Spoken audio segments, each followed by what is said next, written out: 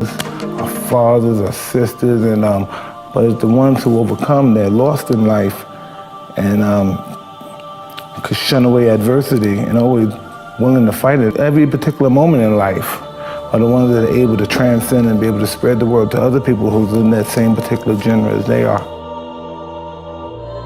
That's what life is about, stretching and challenging, looking for ways that you can begin to improve yourself. You could turn anything in life into something if you just keep showing up.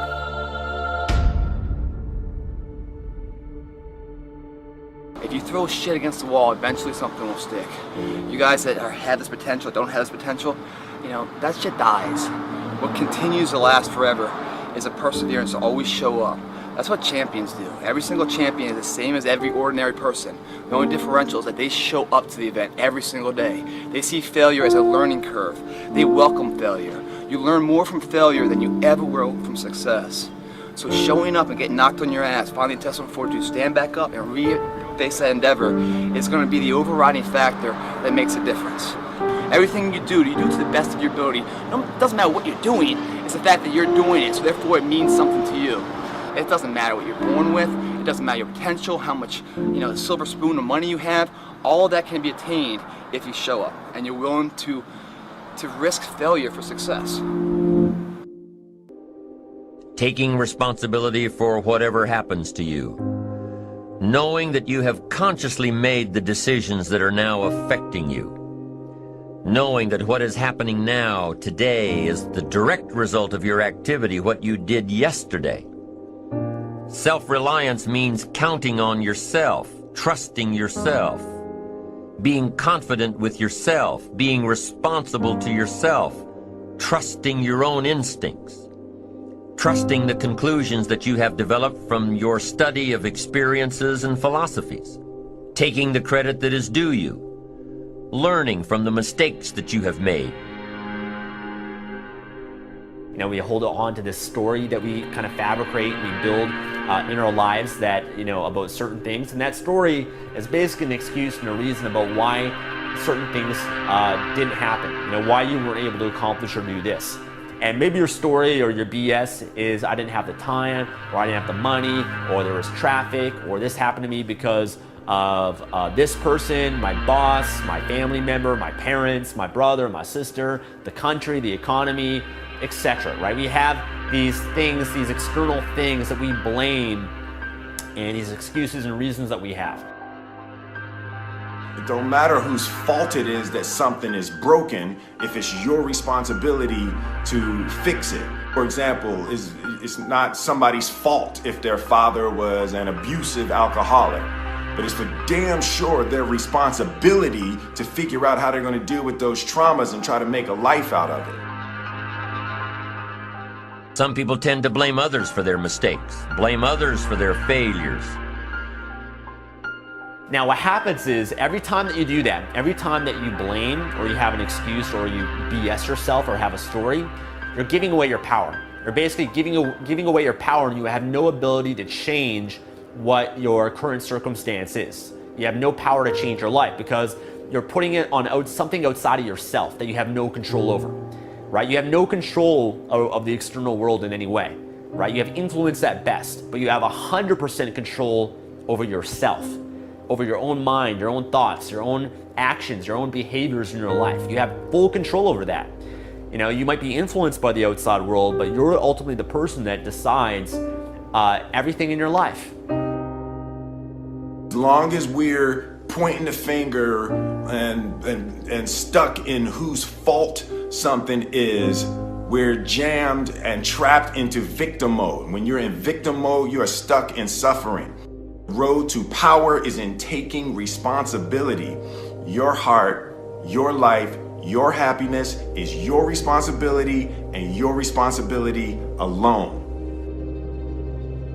Now, my approach to my better future very early on in my career was to just go through the day with my fingers crossed. And I used to say something like, I sure hope things will change for the better. Then here's what I found out. They're not going to change. Somebody says, well then, how will my life ever change? Answer, When you change. When you change, when you get better, it'll get better. If you change, it'll all change. Don't put it on someone else. Hope that someone else will change it for you. Take responsibility for yourself. Take personal responsibility.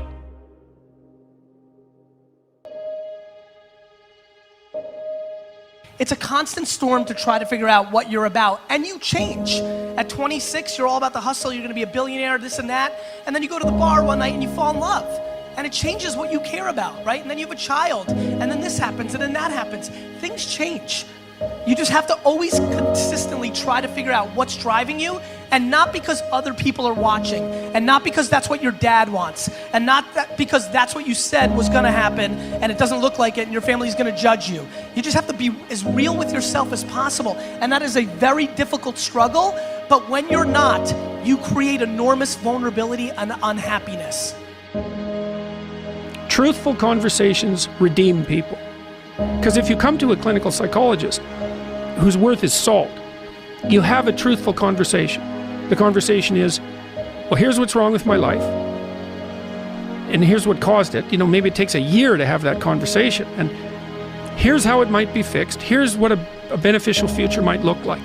And so it's a completely honest conversation if it's working well. And all that's happening in the conversation is that the two people involved are trying to make things better. That's the goal. Let's see if we can have a conversation that will make things better. I think one of the factors in the resistance to these ideas of discipline and of taking responsibility for yourself is people recognizing that they're not doing that in their own lives, and they get upset, and instead of looking internally, they try to attack the thing that's upsetting them. They attack your message. They attack the philosophy behind it, rather than look internally and objectively and having some sort of introspective point of view where you go, okay, am I reacting to this because this resonates? Like I'm missing this aspect of my life? Does this diminish me? Or is this guy pointing something out that I can benefit from? Very few people are willing to do that. Very few people are willing to take that critical moment to look at their own behavior and look at their own thought process and wonder if the actual adverse reaction they have to this person's message is because they know that they're wrong. Start the process of becoming much more honest with yourself. It will help you make much better decisions, and it will help you in the long run. It may not taste as fun or as glamorous in the short term, but it will put you in a much better position. Stop doing the things that you know are wrong that you could stop doing. Right? So it's a fairly limited attempt. First of all, we're not going to say that you know what the good is or what the truth is in any ultimate sense. But we will presume that there are things that you're doing that for one reason or another you know are not in your best interests. There's something about them that you just know you should stop. They're kind of self-evident to you. Other things you're going to be doubtful about. You're not going to know which way is up and which way is down. But there are things that you're doing that you know you shouldn't do. Now, some of those you won't stop doing for whatever reason. You don't have the discipline, or maybe there's a secondary payoff, or you don't believe it's necessary, or it's too much of a sacrifice, or you're angry or resentful or afraid, who knows.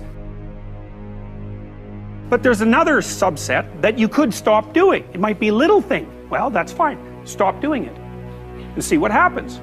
And what'll happen is your vision will clear a little bit.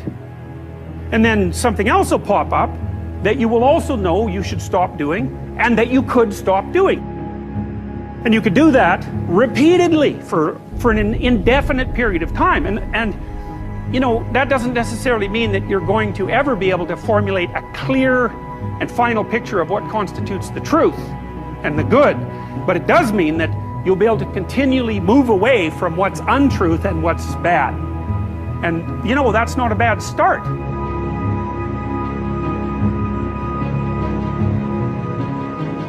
Discipline, it does start with waking up early. It really does.